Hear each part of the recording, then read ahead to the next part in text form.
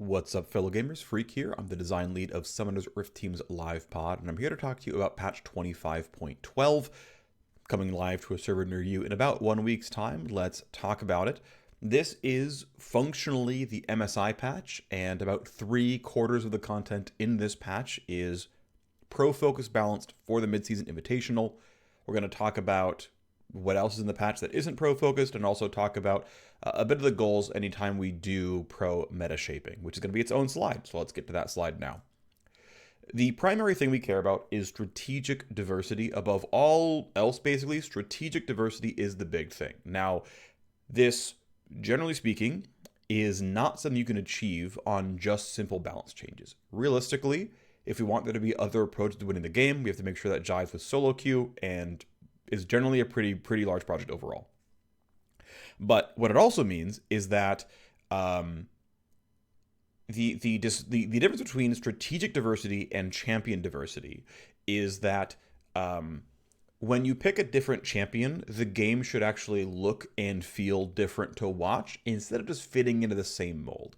So, for example, we have a whole lot of lane bullies in the meta right now. It's a lot of Varus and Kalista as like the primary things you try to pick in pro play. Yes, it's fearless. Yes, you go on the list, of course, but like the vast majority of team compositions are about trying to get a bunch of early priority, and you've got the occasional Xayah, the very occasional Zeri, but it's a lot of early focused lane priority, right? Okay, fine. Now, in terms of staleness, I would much rather have people fighting over lane control than fighting over who's the bigger hyper carry. The Aphelios Jinx meta from MSI 2 years ago, not a good look. Happy we're not there anymore. But so certainly strategic sort of monoliths are not all the same by any means. But what I mean to say here is that even if there are a lot of different mid lane picks, if they're all control mages, then all you're seeing strategically is control mage mid into control mage mid into control mage mid into control mage mid. And so even though, for example, right now, Yone is arguably the highest presence mid lane champion in the patch, we are not nerfing Yone because he's strategically different from Azir and Orianna and Syndra and Talia, and the list goes on for control mages. Now, in some cases, we don't have the room to buff other things. So, for example, even though we'd like to see a lot more 1v1 focused fighters up in top lane, Fiora and Camille, as the ones that are probably closest, do not have the room in solo queue. And that goes to the second slide, which is that the regular game still matters a lot. And I would say there are, of course, outliers, there always will be, but the regular game is actually very well balanced right now. I just think that's true. If you disagree, I understand. But other than a few outliers, generally speaking, a lot of stuff is viable. If you don't think so, I think you haven't been generally exploring very much. An example of this being Dr. Mundo's pick rate tripling recently.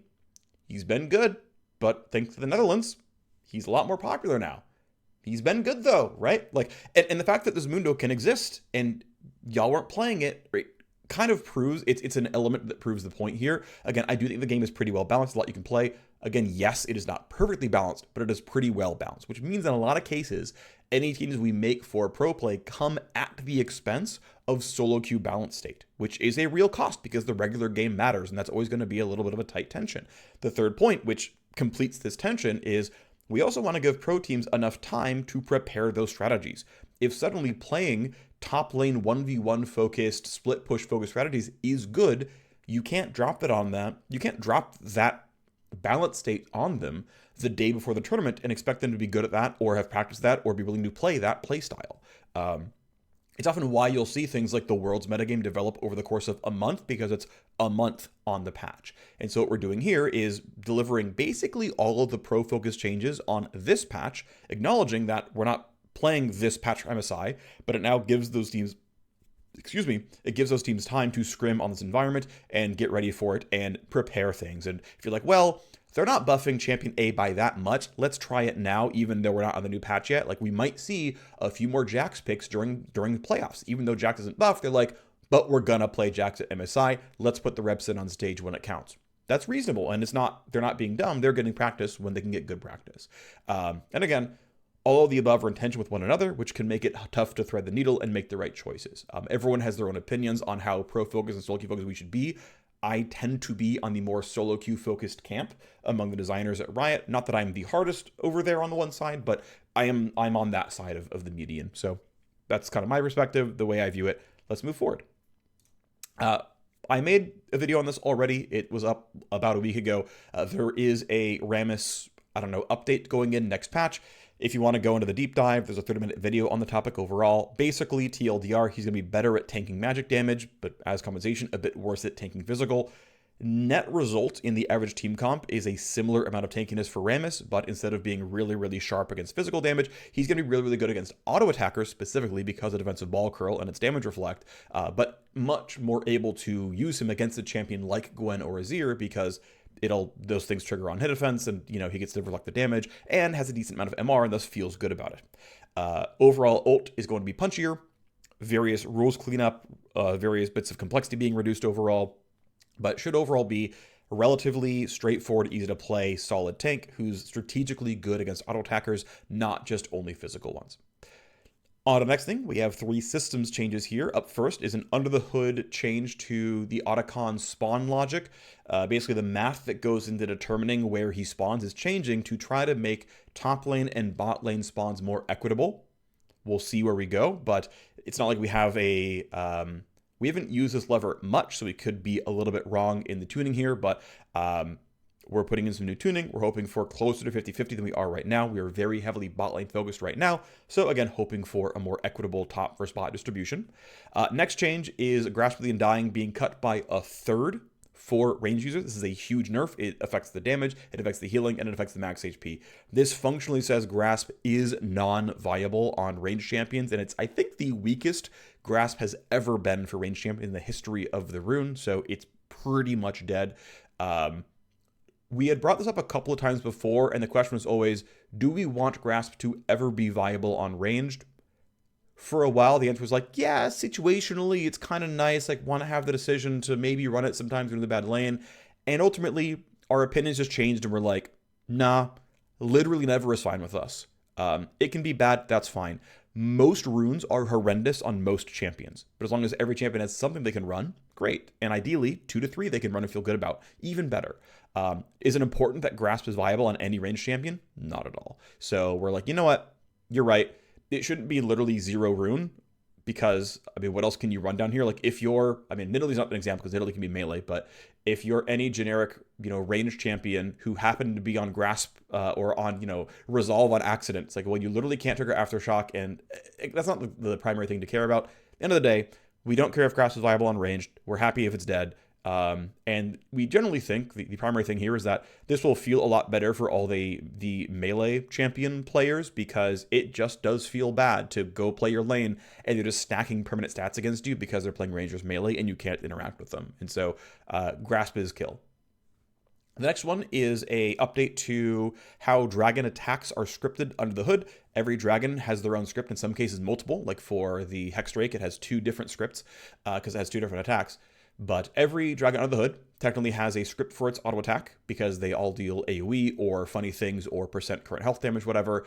And basically we are updating the logic to behave more like other basic attacks. It's basically a simple checkbox. We're checking the box for it respects dodge, and we're checking the box for that it triggers on hit events, which means that Thornmail and Rammus's Ball Curl and Jax's E will now all interact with Dragon auto attacks. They are in all other intents and purposes basic attacks. This functionality matches other epic monsters like Baron and Rift Herald and Void Grubs, and so ultimately, this just seems correct. This is a very small Rammus buff. This is a very small Jax buff. Is a very small Thornmail buff. And yeah, this is probably just correct to make them work like the other monsters do. We go into champion adjustments. Now, some of these are meant to be win rate positive or negative, but because there are things moving around, I'm giving them their own slides so they have room to breathe and be explained. So up first is Vi. So Vi, if you look at her and don't think too hard on a public stats website, Vi is top 10 worst junglers in the game. Asterisk, most people are griefing because in all ranks, only about 20% of Vi players, and even Emerald Plus, relatively high elo, only about 1/3 of Vi players do the correct thing that pros do and max W second. E's rank up is not nearly as good as W's rank up. It's extremely not close. It's been not close for a really, really long time. And these can be situations where the champ is just leaving win rate on the table that most players don't access. It keeps being a problem. I keep wanting to fix it when we see it because it's like, oh my gosh, Vi is trash. She's in Proja. No, you're all bad, and their pro players aren't. And so there's a very large win rate disparity here where if you play WMAX Vi, you are still above a 50% win rate champion. WMAX being W second, you're not maxing it first. But her win rate looks like it's 47 because most of them are maxing the wrong ability. So this is a set of changes, and we expect this to be a two-part here because we don't like that Vi is and has remained, even after the nerfs, the #1 pro play jungler. We'd like to create some variance here. We're generally happy that fighters are a large part of the jungle meta. It's better to be a fighter meta than a pure mage meta or a pure tank meta. If you make me pick only one vertical, it's fighters every time.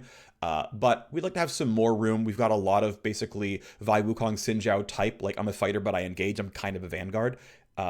We'd like to loosen that up a little bit so that champs like Lee Sin, like Viego, have a bit more room to be played, or if they just don't suppress the meta as hard, you have room for things like Graves and Kindred, or the occasional Zyra pick that we had seen a lot of the early part of the year, but then kind of fell off. So what it comes down to is we expect this change to probably not move her pro presence much. This is primarily about shoring up WMAX versus EMAX Vi. And then we're going to do another balance change the patch afterwards. And yes, it's going to mean 3 patches in a row of Vi changes. Well, almost in a row. I think we skipped 1 patch, but it's like, yes, we are nerfing Vi because we had the solo queue room and actually the pro play room especially. This patch is let's shore up the skill order max because this is why the solo queue looks so bad, but she's not actually that bad. And then there will probably be, unless this somehow is a silver bullet, but I doubt it, there will probably be a follow-up patch in 0.13 that is going to be, let's do further power changes as needed to try to get Vi into the right state.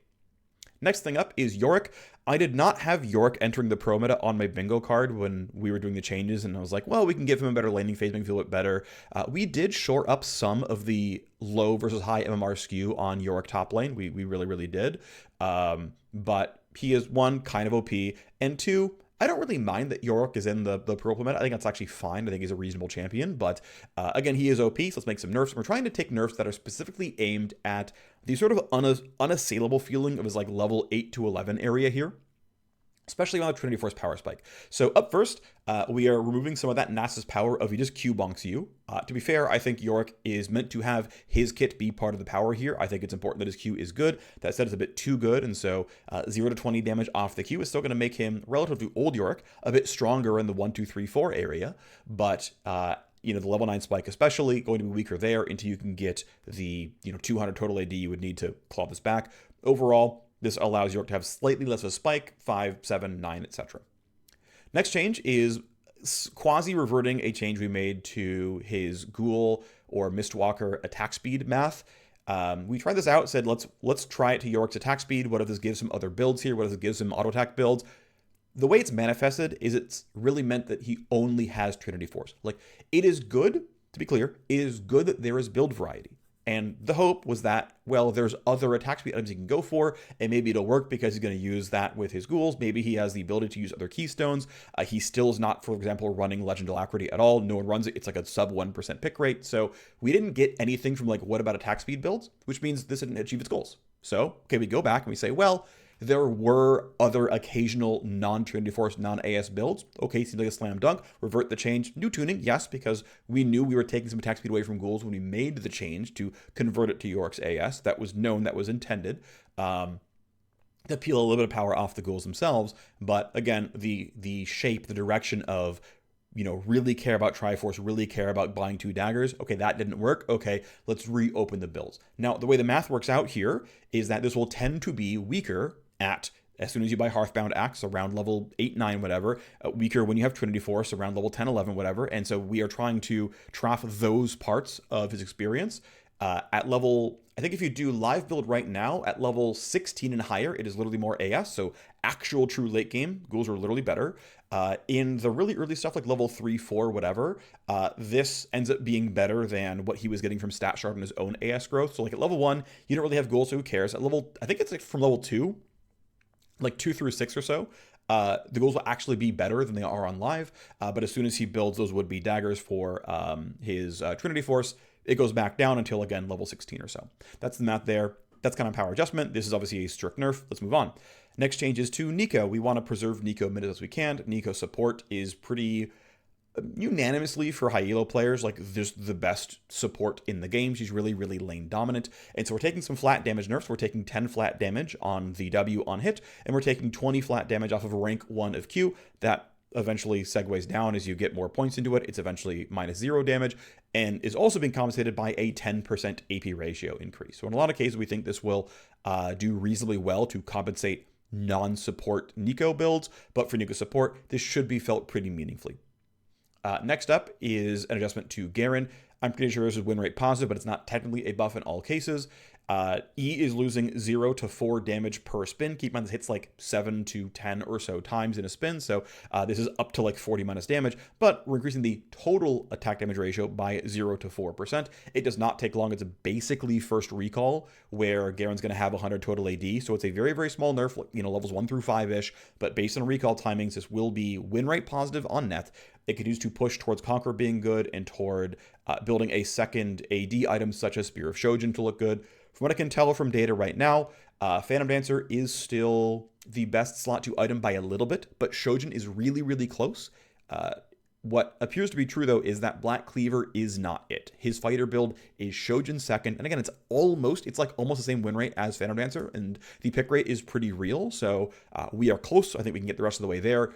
Might mean some other small adjustments over time, but also, again, I'm not sad if Garen builds Phantom Dancer sometimes. What's important is that, well, he is factually less bursty. That is simply true. He is more durable, and that means he's going to have more of a fighter pattern, because especially even his Phantom Dancer builds are going into things like Dead Man's Plate 3. He's not going mortal, and so his full build is much less bursty, is much less one-shot assassin, and so even if he is building PD slot 2, he's still getting durability slot 3, 4, and that means, hey, he's directionally becoming a much healthier spot. Also want to point out, by the way, part of the reason that this is meant to be power positive is Garen did lose win rate last patch. We had projected that it was going to be power positive. It ended up not being the case, and so, of course, he has room for buffs. We're maybe being a little bit cautious here, more than we should, but this is the direction that we're moving right now. Also, there is a bug fix to how his E handles the shred. Now that E is more repeatable, it can get in weird states where it could drop the... it can basically drop the shred tracker, and so you would, like, hit 6 times... hit 5 more times by starting your next spin, and the shred would drop, and you have to start from 0. So you'd have to like start another new spin to get the rest of the way there. That bug is fixed. He should pretty cleanly be able to ramp his shred up and start a second spin, and then once he's gotten another 6 hits, counting the first one as well, as long as you carry it forward, should be able to keep that shred up, which should be pretty power positive, especially for a build with haste, aka Shojin slot 2. We now go on to simple buffs here, and I guess the thing to point out is most of these were aimed at solo queue. Of course, Nico is a pro play change. Let's go into simple buffs. Next one is Aatrox. This is actually also solo queue focused. Our prediction from the last patch changed to Aatrox, bumping the Q damage, changing W physical, and compensation nerfing the passive. The expectation of that from gameplay analysis was about 0.25% win rate. Obviously, we were wrong. What's funny is the paper kit that we had for this was putting the passive back to 100%. Now that we know the win rate prediction was wrong, we put the change back in. The goal was roughly power neutral in the previous patch, so we add this. The expectation, this is not quite enough power, so we're bumping a little bit on the E healing bonus health ratio. So this will basically, for the most part, on kind of average, make up for the damage lost on the passive. He will basically get the health back that he was getting before. The damage, of course, throughput is still lower, and then his overall enemy vamp going up as long as you're building ruby crystals. We now go into mostly pro-focused changes. In some cases, there's room. In some cases, there's not. Aphelios does not seem to be ringing any alarm bells at all. No one is like, this champ is OP. By mastery, he looks really good. One thing of note as well is that Yuntal builds and collector builds for Aphelios are almost identical win rates. So, like, auto attack Aphelios and spellcaster Aphelios are both viable. They're basically equally viable. And 2-to-1, players choose Collector. Now, maybe they just really love their serrated Dirk Spike. Maybe it feels better as a build. I couldn't tell you why they're doing it, but I remember bringing this up before around like, hey, I am fine with him having 2 builds, but by the way, from what I've seen, players appear to like the spellcastery builds more. Well, he has 2 viable builds, and play rate is telling me that players are still preferring to play the spellcaster build. Again, I don't have a problem with that, but I'm kind of trying to continue or close the loop on like, hey, players really seem to like this spellcaster build. Again, happy to have both. I'm happy, and the auto attack Aphelios players out there are enjoying Yuntal. It seems to be pretty good, but hey, by the way. Either way, moving some power up here. Aphelios getting some level 1 attack speed increases, getting 10 damage on the green gun active, and getting 5% move speed on the red gun active. This is obviously a moderate buff here to the champion. This should be pretty solid amount of win rate. Aphelios definitely of the pro play potential hyper carries. Aphelios often can kind of be in that space. He's probably one of the better ones. Getting Aphelios into pro, probably a good thing for the game overall. It's the kind of champion that feels like he should have pro presence. There is, of course, a power level at which it is too high and is bad for solo queue, but we'd like to see how far we can go. That is reasonable, that feels okay to the game, but also gets him into the pro meta a decent amount. Aurora appears to have room. I forgot to actually check her up-to-date mastery win rate data. I forgot to check that one earlier today, but I meant to.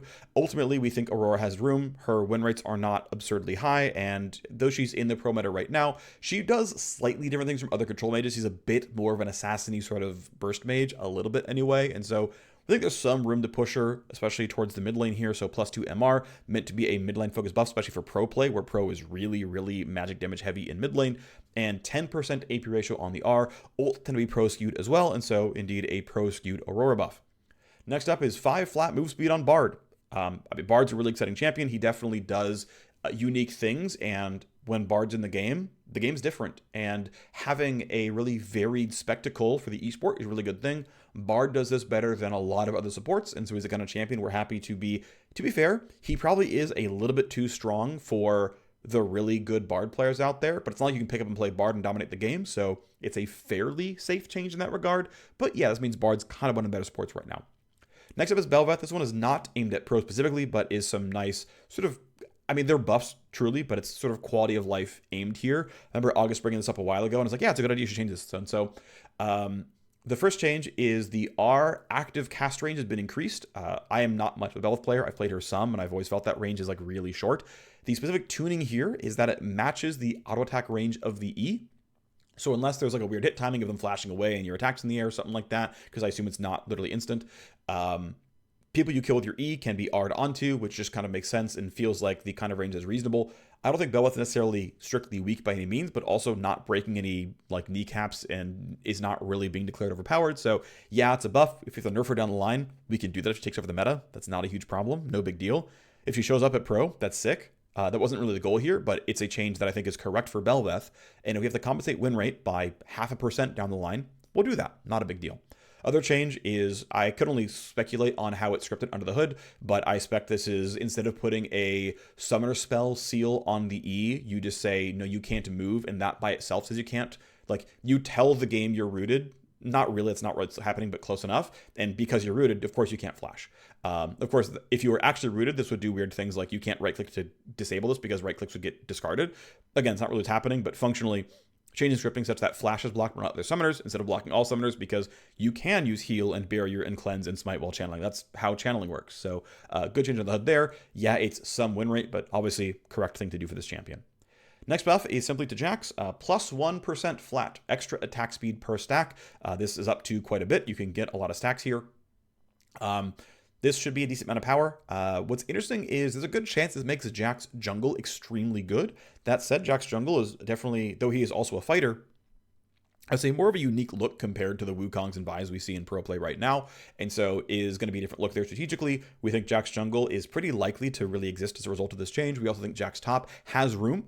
Of the very 1v1 focused fighters who like can teamfight, but is really about splitting, this is the one that has the most room in solo queue, has the ability to get played in pro. We've seen him before, and so it's like, oh, this is really, really ripe. This is a pretty solid top lane buff we think we can get. Next is LeBlanc. LeBlanc is definitely winning a really good amount of her games in solo queue right now. Compared to LeBlanc of history, she's winning like basically half her games already. She's LeBlanc, she's got a real ban rate. We can only ever go so hard, but again, this is the MSI patch. Functionally, we want to see more strategic diversity. LeBlanc is one of the only assassins that is probably close to pro viability, and so does this mean LeBlanc might be OP? Yeah, but if we get to see different looks in pro play as a result, that's, I think, worth it overall for the game and making a fun to watch esport. And so the AP ratio on both E2 and RE2 is up by 5%. The cooldown of R is down by 5 seconds. And that's, of course, a pretty meaningful LeBlanc buff. The nice thing is, right, it's putting power into places that reasonably have counterplay and that are, somewhat trackable and whatnot. It's like, yeah, E2 is pretty fair overall. So anyway, on to things like that. Next wave of simple buffs, we're buffing Lee Sin. Now, by the numbers, Lee Sin is actually weak. That said, he's the number 2 pick rate jungler in the game. He's really, really popular. He doesn't have a lot of pro presence. He got played, but he tends to lose. And so what's funny is, like, yeah, even though Lee Sin is popular, it actually has a real ban rate too. He's basically tied with Viego on like all metrics, aside from he's actually theoretically weaker than Viego on mastery, like win rate stuff. So either way, honestly, conscionably, we think we can buff Lee Sin. This means he will easily be the number 1 pick rate jungler, and it's not going to be close. He'll probably eat the most ban rate in jungle as well. I don't know if Fury's already trending down, but he'll easily usurp that. But conscionably, Lee Sin can be buffed here. And so 1 second off the E cooldown, keep in mind, the optimal jungle clear for him, for honestly, realistically, is learn E at level 1. For most high elo and pro players, that's going to be the case. For low elo, they don't. This ends up kind of being a high elo / pro play skewed buff, which is kind of nice, unless players switch over overall. Because, E at level 1, if you have a lower cooldown, you get through the camp sooner, right? Of course. The other one is just making the early ganks a lot better, especially the cooperative aspect of it by buffing the slow here. I think is a really good change. Making level 1 E a lot stronger, and just allowing that to be pretty good overall. He had a nerf at level at like rank 5, but who cares? This is pretty clearly power positive. Next up, I know everyone loves talking about Mordekaiser Q. That said, the reason for this specifically is 0 to, it's 5 damage per rank, so 0 to 20, is because with the Liandry's 10 AP nerf, he actually lost a wave clear breakpoint. And so in trying to add the wave clear breakpoint back, it's 0 to 20 damage added to Q. Yes, indeed. We definitely had other changes floated around things like E cooldown or maybe movement speed or whatever, but realistically, in this exact case, I'm personally going to back Q damage specifically because of things like wave clear breakpoints, because it's pretty early game skewed, and that helps with his pro play, or some pro play, but also just high elo versus low elo skew stuff, and that's why we're doing a lot of Q changes, right? Because, well, we'd like to flatten it out if possible. It's cool if Mordekaiser's in pro play. We don't get a lot of AP juggernauts in the game. AP fighters top, like, yes, there's Rumble, yes, there's Gwen. Mordekaiser's different from both of those, so it opens up more interesting spaces here. Next up is Nidalee. This buff is very much not top Nidalee focused, because top Nidalee is basically a tank build, or I guess, fighter, whatever, 24 and stuff. But yeah, there's an AP ratio buff to Cougar Form E. This is a champ that we think we can swing some more power into. We know she's going to start being pretty scary in things like Challenger solo queue, but there aren't a lot of AP junglers. This is the kind of thing that I think we have room to buff for the vast majority of players, even if it's going to make Challenger solo queue a little bit more one note. That's a price we're willing to kind of pay to the game.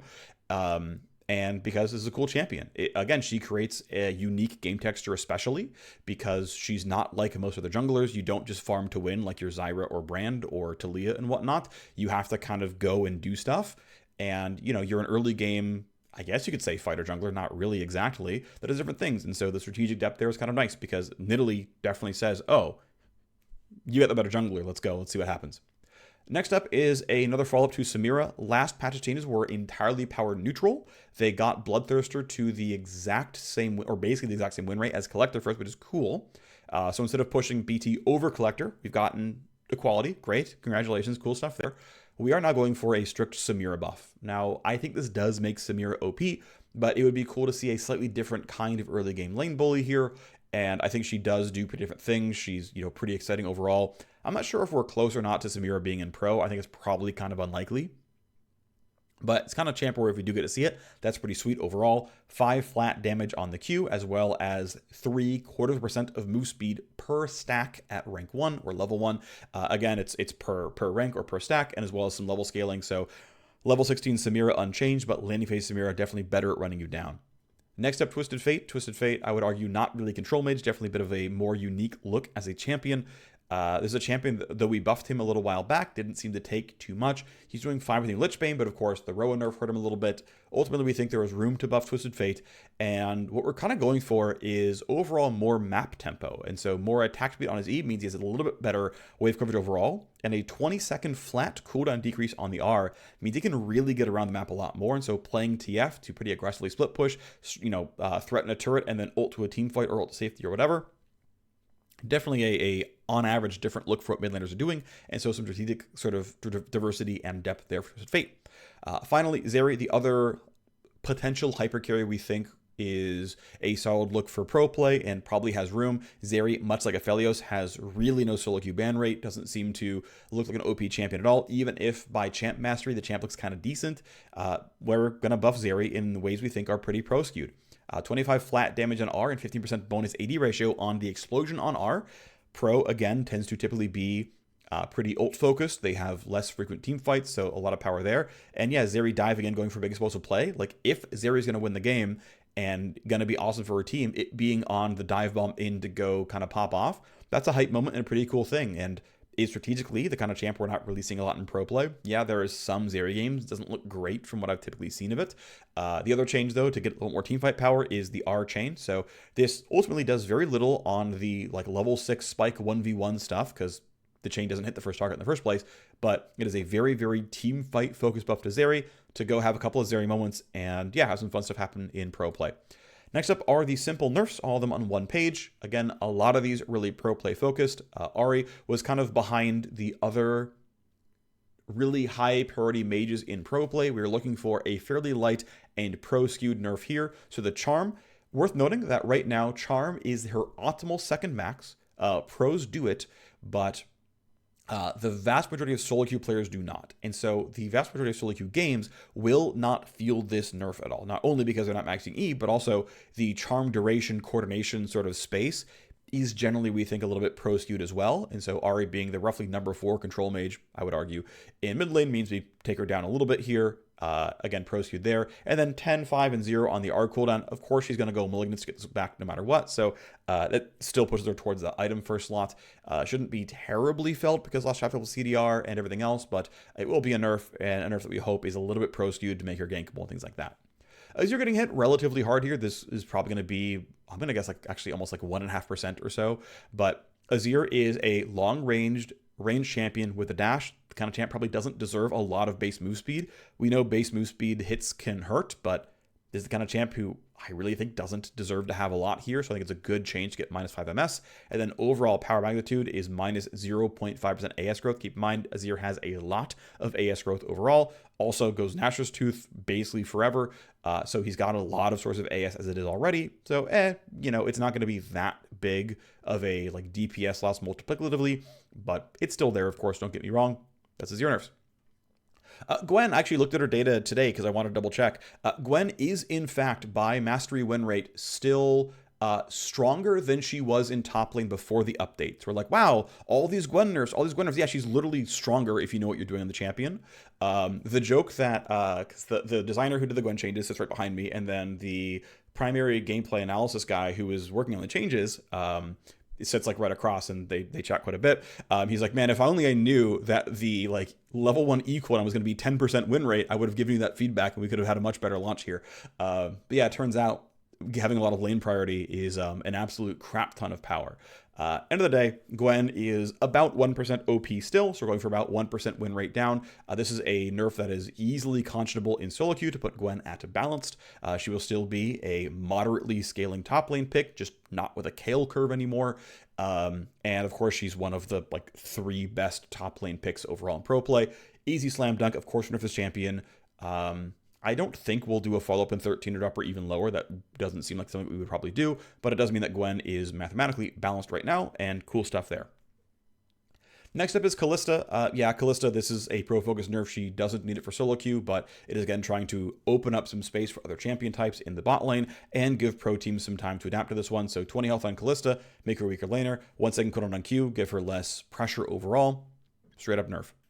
Next up is Rumble. So Rumble basically auto wins the late laning phase in pro play. As far as solo queue is concerned, I didn't check his data recently, but last I saw, not really an OP solo queue pick, but trying to open up space that players can feel like they can play against the champion later on in the game.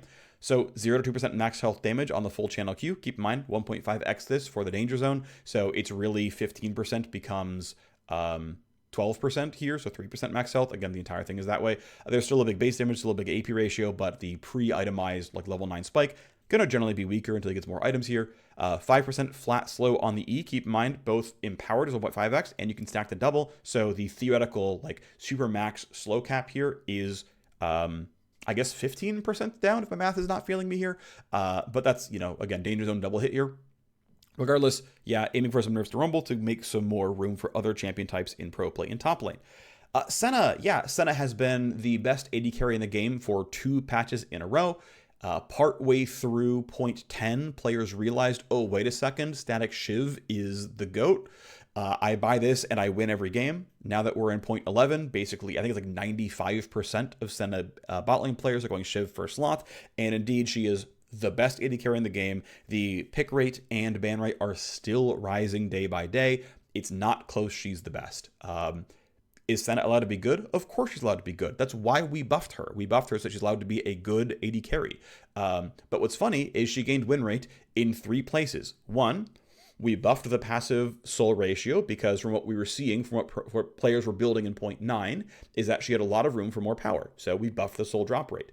We had also made changes to buff the crit chance per soul to make sure AD Senna was as good as Enchanter Senna in the support role, which is also a buff to bot lane Senna because, of course, bot lane Senna auto attacks and gets souls. The other buff is that players realized, oh, I should build Static Shiv. This is worth 5% win rate over what I was building before.